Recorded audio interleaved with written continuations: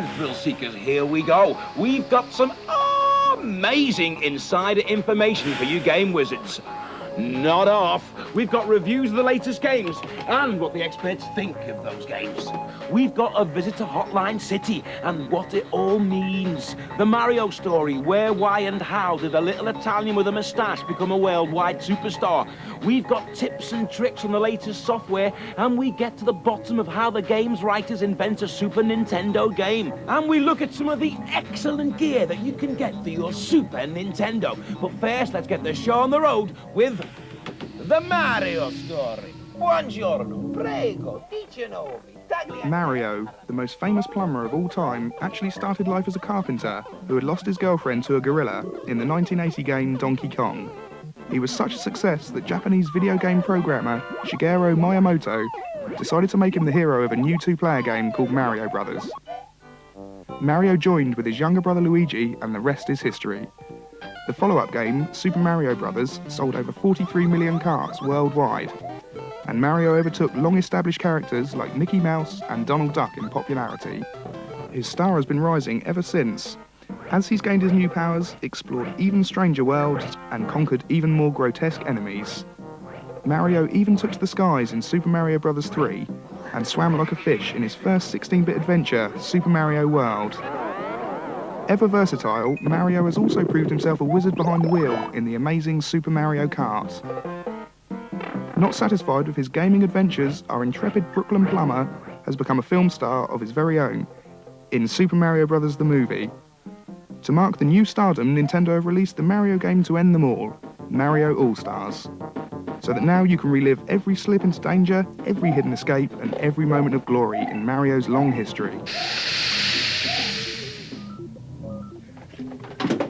Bravo-ski, Mario-ski. He's a bit like me, you know. Obscurity 1 minute, in your living rooms the next. My name's Craig Charles, brought to you live by Nintendo. But the question I'd like to ask is, what about all those new, exciting games waiting to be played? The Legend of Zelda, A Link to the Past. Venture back to Hyrule and an age of magic and heroes. The predecessors of Link and Zelda face monsters on the march when a menacing magician takes over the kingdom. Only you can prevent his evil plot from shattering the land of Hyrule. In your quest, you will venture into twisting mazes, dungeons, palaces, and shadowy forests. Test your mettle with mighty swords and magical weapons, or heft a boulder and hurl it at your enemies. If the going gets tough, dive into a river you can swim to escape. Learn powerful spells, locate magic artifacts, and solve the mysteries of the evil magician and the hidden realm of Hyrule. Its secrets await you. Super Mario Kart. This is a split-screen, 1 or 2 player go-kart racing game in which you and either the computer or another player take the part of the Mario Brothers characters in a one-off race or as part of a championship. Those of you familiar with all of the Mario games will notice that the tracks are made up of different scenes from previous games, such as castles and ice levels. You can also have great fun with the battle mode, in which 2 players play a form of bumper cars in order to burst one of the 3 balloons attached to the cart. This is one of the best racing games ever and definitely not to be missed. Star Wing. This is the first game to use the Super FX chip. You are the pilot, Fox McCloud, commander of a squadron called the R-Wing. Your mission is to destroy the evil Venom Empire before their ambitious expansion plans can be put into practice. As you can see, the graphics are amazing, and the FX chip allows high-speed action as never seen before. You'll need all of your game-playing skills to lead your team and save your planet. Battletoads in Battlemania. This is a very amusing beat-em-up with lots of humorous references to other arcade games. Zit, Rash and Pimple, the Battletoads, have been invited to Tibet to watch a demonstration of a new computer game. When one of the images jumps out of the screen and kidnaps the princess, you'll have to play it to find out what happens next.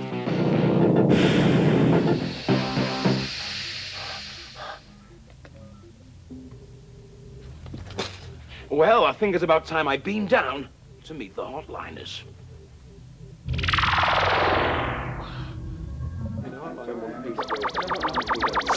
Oh, I hate it when that happens. This is Hotliner's headquarters, but what does that mean? Hi. Hi. All right. You're known as a hotliner. What does that mean? Hotliner is someone who has played and completed all NES, Game Boy and Super Nintendo games, as well as helping the consumer with information on games already out and forthcoming releases. So what's this game you're playing now? At the moment, I'm playing Street Fighter 2 Turbo. He's playing Street Fighter 2 Turbo and getting paid for it. It's like he's died and gone to heaven. So what do the kids want to know about this game, then? The main question is how to do the special moves with the bosses. Show us a move, then. Right, the one I'll show you is the torpedo roll using Bison. What you have to do is hold back for 2 seconds and forward punch. Marvellous. The hotliners, on average, take 1,400 calls a day. That's 10,000 calls a week. That's over 500,000 calls a year. That's a whole lot of yak, yak, yak. Yeah, you got some cobwebs on you. How long have you been here? 3 years. 3 years? Yep. So what's your favourite game at the moment, then? My favourite game at the moment must be Starwing. Starwing, good game, good game. Bad. Come here. Have you been on Games Master and Games World and all that? I've done my bid. So you're a bit of a megastar, then? Well, you know. Tell me, let me on the gen. What would I have to do to be a hotliner? I'll take you on a wing. Under your wing. Years of training. Training. And then one day, Synchronicity. the whole lot, Coordination. you'll be able to be a hotliner. A hotline. Constantly careful. Caring, loving. Giving. Constantly. So, do you think I could be a hotliner? Maybe. I could take you under my wing. It's hard work, though.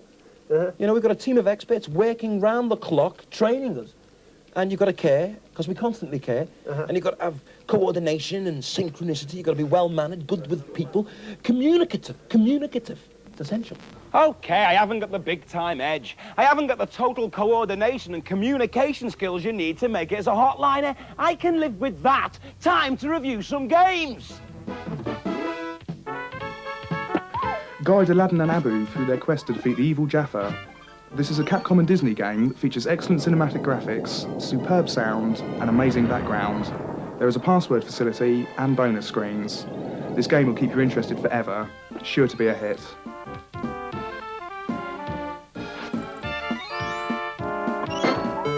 Mario Paint, a new art package for the Super Nintendo. Comes with a mouse so you can use it to draw, paint and animate your own images, compose music to go along with it, and then when you're finished you can save it and put it onto video to play it again at a later date. The only limitation with this game is your imagination.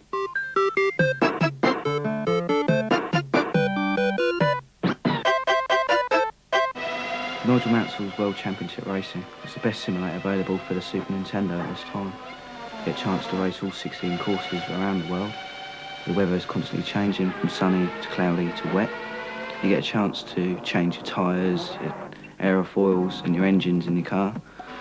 The speed and graphics on this game are amazing. Basically play the game and you'll see what I believe. A new cult hero hits your screens in the form of Plock. How do you describe Plock? Well, basically, he throws his arms and legs at the enemy. Plock is a massive cartoon platform game with incredible music and stunning graphics. Not only will this game go #1 in the game chart, but #1 in the music chart as well. The Lost Vikings, Olaf, Eric and Balog have got to find their way back to their village. This may sound easy, but it's not. They've actually been walked through time and space. They've got to get through 37 different levels and 6 different worlds. They've got to combine the 3 skills of all the Vikings to get through this intensely puzzling and frustrating game.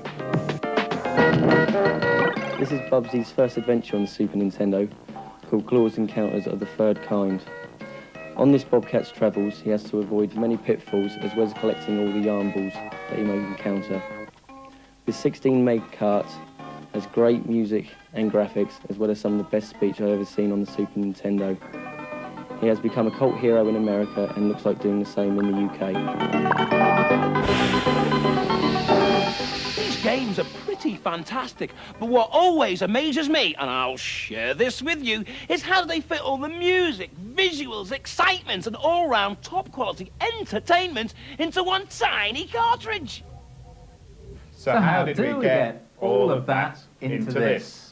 I think an interesting thing to do, first of all, is to go back a couple of years when we first thought, shall we do a racing game? We knew racing games were very popular, and we thought we had the expertise and the programming skills to do a very good racing game. So we said, yeah, let's do a racing game. The next question we asked ourselves, is there a personality? Is there an endorsement we can add to the game which is going to make it even more exciting?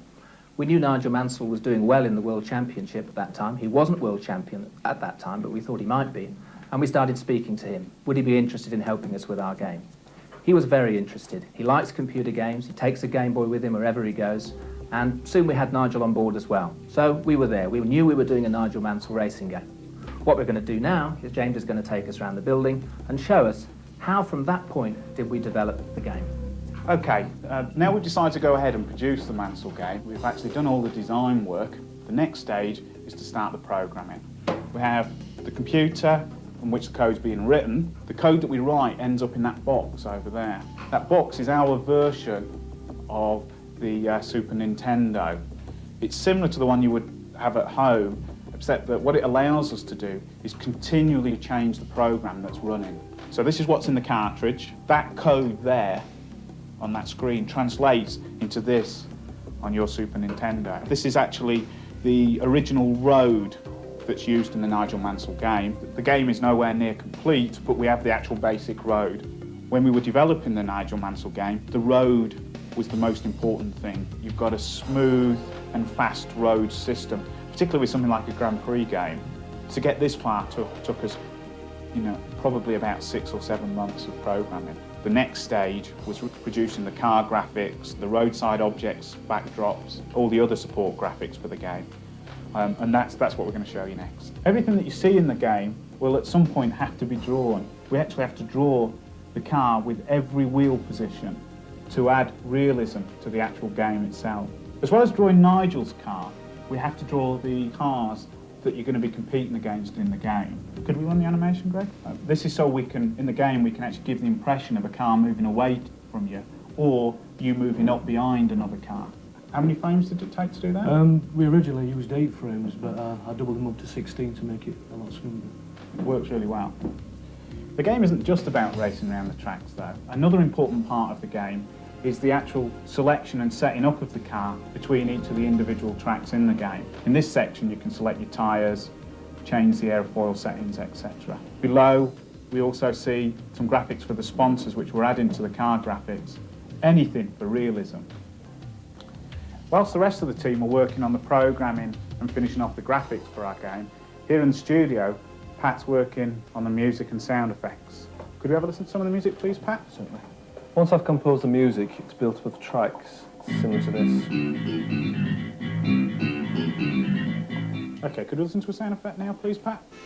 In an effort to create as much realism as possible, we asked Renault to record the engine sound from the actual F1 car itself. And this is the sound effect that we use within the game. So we've got the program, the graphics, the music and sound effects. Let's go and test that game. What we do is arrange for the programmer to send the finished game down to this machine, and using this machine we actually load the program up into these 2 chips. These chips now contain the whole game. The games are put into a cartridge, into a prototype cartridge, and then these are given to the testers to test. Here in Gremlin's test department we have a team of people whose job it is to play the games.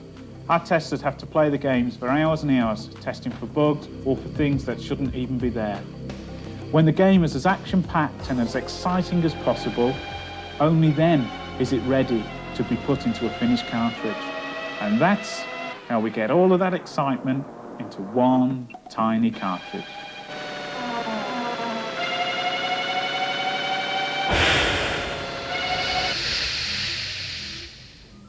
Hey, come here. This is between me and you, right? What I want to know is, how can you cheat at some of the games? Don't breathe a word.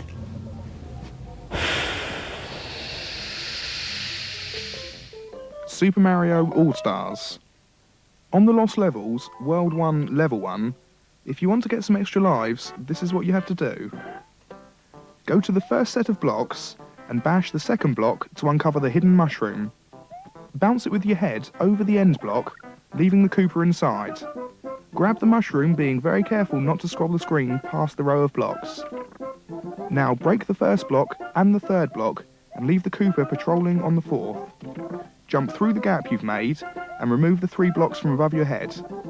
Now carefully make a small jump onto the Koopa. Mario should bounce on and off, eventually clocking up 1-ups.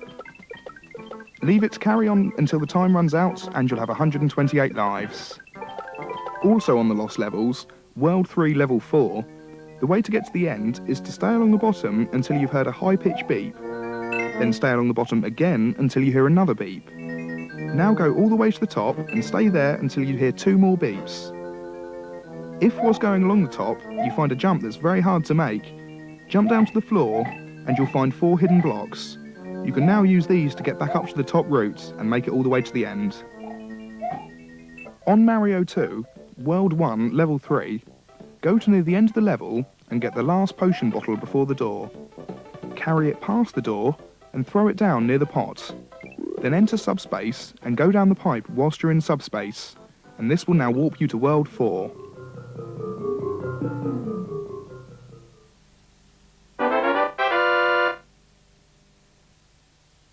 Mario 3. On Mario 3, World 1, Level 3, you'll find near the end of a level a white rectangular block in the air. Jump onto this and kick the turtle off. Now kneel down on the block until you fall through and land behind the scenery. Now run to the right as if you were going to complete the level, but instead of finishing the level, it will take you to a secret mushroom house, and inside this mushroom house is a warp whistle. Plock. When you get to level 3 of Plock, go to nearly the end of the level and look out for the arrow pointing downwards. Jump down and shoot the plum in the tree 3 times. This will take you to a bonus stage. You now have to beat the timer in this bonus stage to get warped to the end of the island. To get the best out of your games, you should try your hand with the Scoremaster. Designed for use on the desktop, the arcade-style Scoremaster has a responsive 8-way joystick with 6 buttons. These are oversized for ease of use and have an auto-fire switch for each button. The Scoremaster also features a slow-motion operation with 2 speeds. So whether it's quick or slow, the Scoremaster will put an extra kick into your game. There is also a great accessory known as the Nintendo Scope. This is an amazing piece of gear which is an infrared firing machine, laser accurate to 1 television pixel. There are some great games specially designed for this ballistic bazooka, like Battle Clash and Yoshi Safari. Why not get one for your shoulder and start blasting?